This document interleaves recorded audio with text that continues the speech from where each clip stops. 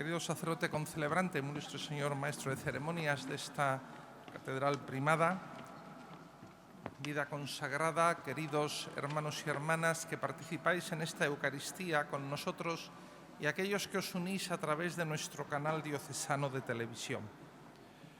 Como decíamos al comienzo de la celebración, hoy es un nuevo año litúrgico, inauguramos un nuevo año litúrgico.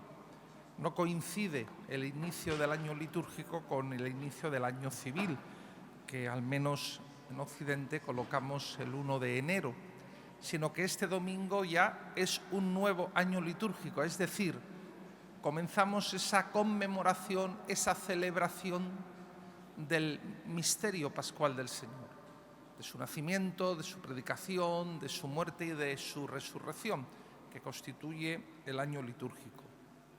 El año litúrgico es como una elipse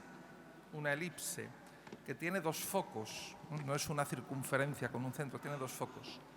Esos dos focos son la Pascua del Señor y la Navidad, las dos fiestas más importantes, las dos solemnidades más importantes de todo el año litúrgico, más que cualquier otra fiesta del Señor, de la Virgen, de un santo, así sea el santo patrono de un pueblo, de una parroquia o de lo que fuere. Y cada uno de estos dos centros de la elipse, la Pascua y la Navidad, tiene un tiempo de preparación, un tiempo litúrgico de preparación. El tiempo de preparación de la Pascua es la Cuaresma. El tiempo de preparación de la Navidad es el Adviento. En ambos tiempos litúrgicos utilizamos las vestiduras litúrgicas moradas, como en Cuaresma. Y son un tiempo, la Cuaresma especialmente, pero también el Adviento, de una cierta austeridad. Como decíamos al comienzo, no se reza el Gloria, no se canta el Gloria esperando al momento de la Navidad. Y también piden las rúbricas de la liturgia pues que haya una austeridad en la celebración, para que luego haya una eclosión de alegría y de júbilo en la fiesta, en la solemnidad de la Navidad. Este tiempo litúrgico es un tiempo cronológicamente breve, más breve que la Cuaresma, porque son 4 semanas que en algunos casos, pues la cuarta semana se queda muy reducida, como ocurre también este año, porque el 8 será el segundo domingo, el 15 de diciembre el tercero, el 22 el cuarto domingo de Adviento, y luego ya 23 y 24, lunes, martes y el miércoles ya la solemnidad de Navidad. Por lo tanto, la cuarta semana queda reducida a 2 días. Pero, sin embargo, es un tiempo de mucha riqueza espiritual, litúrgica. Yo os invito a que durante este tiempo podamos acercarnos especialmente a la palabra de Dios, para meditarla, para escucharla. Hoy día hay muchas publicaciones, hay muchas aplicaciones donde nos dan la liturgia de la palabra de cada día. Si no se puede ir a misa cada día, al menos, pues no estaría mal que leyéramos la liturgia de la palabra de cada día. La primera lectura nos va a acompañar el profeta Isaías, una de las grandes figuras de los Advientos, como Juan Bautista o la Virgen María. Por eso la hemos incensado también al comienzo de la celebración, porque ella es el modelo y el ejemplo para vivir el Adviento. El Adviento es la espera para el nacimiento de Jesús. Qué mejor Adviento que el que vivió ella durante 9 meses de su embarazo, esperando el nacimiento de Jesús. Y por lo tanto os invito a meditar, a acercarnos a la palabra de Dios, a los evangelios, a la primera lectura de la Eucaristía y a prepararnos a vivirlo con intensidad. Ahora ya vemos en las calles que se adornan para la Navidad, está muy bien, para la Navidad, No celebramos el equinoccio de invierno, al menos los cristianos, cada uno que celebre lo que quiera o lo que pueda, pero los cristianos no celebramos el equinoccio de invierno, ni celebramos el final del año 2024, también lo celebramos, pero el núcleo para nosotros es la Navidad, que nace Jesús. Y ese nacimiento se actualiza con eficacia salvadora en la liturgia para cada uno de nosotros. Adornamos, esa es la razón de los adornos. Y en nuestras casas seguramente pondremos un Belén, santa costumbre que conviene que mantengamos. Además, los padres de familia que estáis aquí, es un momento para ofrecer una preciosa catequesis a vuestros hijos sobre lo que es la Navidad, poniendo el Belén, preparando el Belén, o adornamos con el árbol, etc. Está muy bien, pero la mejor y primera preparación que tenemos que hacer es la nuestra, la interior de cada uno de nosotros. Si adornamos la casa y adornamos las calles, pero no nos adornamos nosotros interiormente, no nos preparamos para la venida del Señor, de poco habrá servido ese adorno doméstico si no nos adornamos nosotros mismos.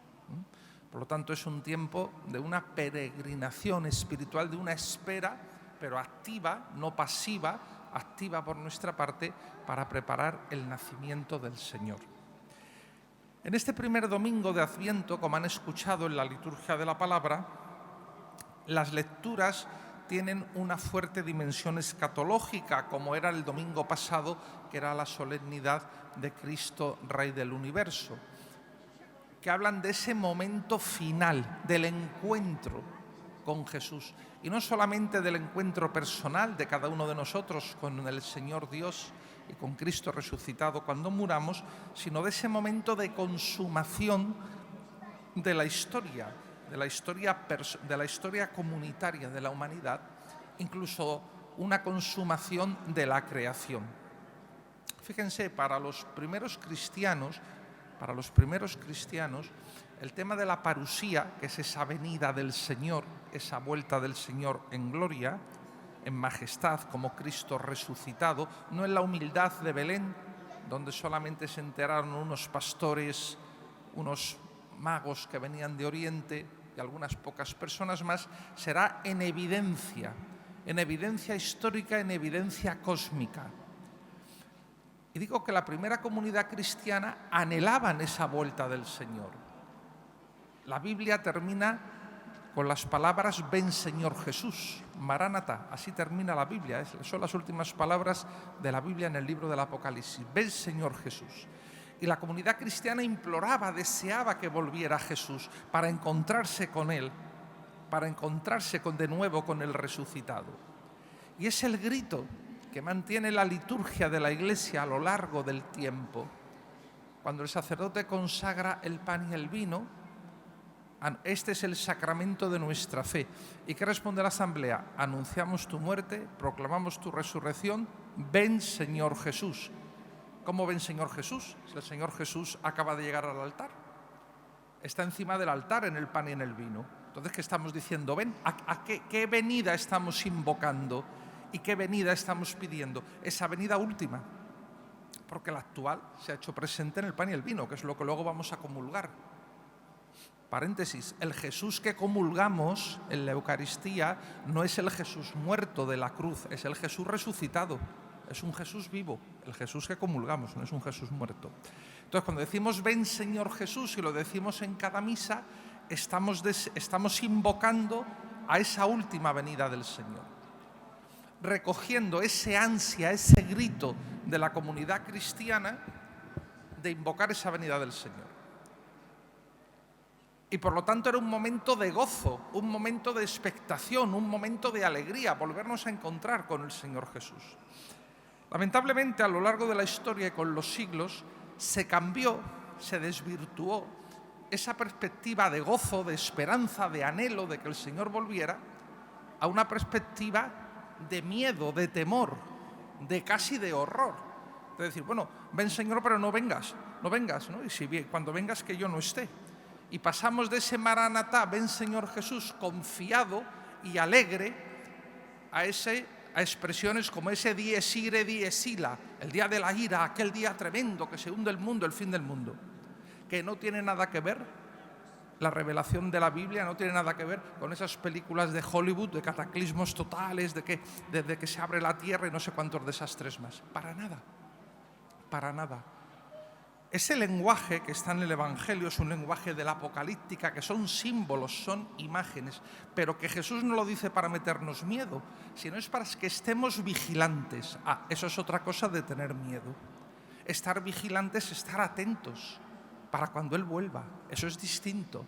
Eso es como cuando esperamos una visita en casa, una visita que anhelamos, una visita que esperamos. No tenemos miedo de que llegue un amigo, de que llegue un familiar, de que haya un reencuentro en estos días de Navidad. Quizá pues familias que están separadas por razones de trabajo, lo que fuere, se reencuentran. Estamos anhelantes de ese encuentro, ¿no? De encontrarnos con la familia. no tenemos miedo, pero sí estamos vigilantes, que es distinto. A ver cuándo llega, a ver si está todo preparado, a ver si tenemos a punto la casa, la mesa, etc. Es distinta la actitud. Dicen los padres conciliares en el Concilio Vaticano II, en la Constitución Pastoral Gaudium et Spes, los obispos que hicieron el concilio dicen: no sabemos el día ni la hora, no sabemos el modo, pero lo que sí estamos seguros es que al final de la historia de los hombres, de la humanidad, hay un momento de gracia, de gloria, que es la venida del Señor, que es la venida del Señor.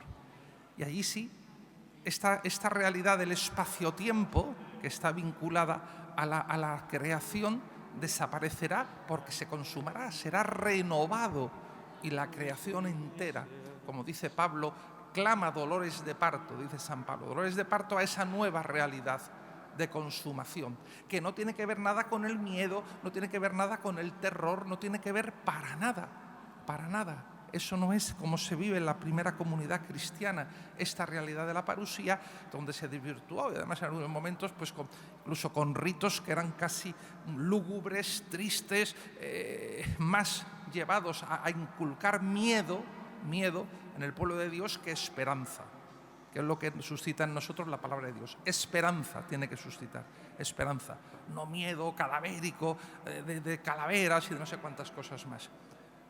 Por lo tanto, nosotros digamos: ven Señor Jesús, pero digámoslo convencidos, porque es un momento de salvación y de gloria para todos nosotros y para la humanidad. Pues queridos hermanos, que durante este tiempo de Adviento sepamos caminar en esperanza.